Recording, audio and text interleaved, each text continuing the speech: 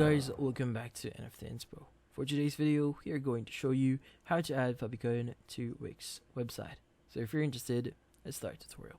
So first thing you need to do is you need to go to your Wix account. So go to wix.com, log into your account, and access the store or the website that you want to edit. In this case, I'll be editing the newly created website here. Let's go and click on select and edit side. Now from here, what we need to do next is we need to access our settings. So the left panel here, look for settings, go ahead and click on it. And from here, look for website settings. So in this case, once you click on it, the following options will be available to you. So that includes the site name, site address or URL, and the very important here, which is the Favicon option. In this case, for you to change this, you need to have an accredited plan in Wix. So in this case, you might need to upgrade your site. Just go click on upgrade to a premium plan here and choose the appropriate plan that you want to use before you could actually update your Favicon here.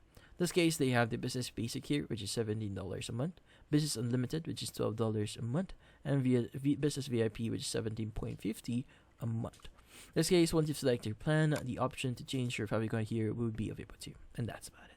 So hopefully this video was able to help you. Like and subscribe to NFT Inspo. Thank you for watching.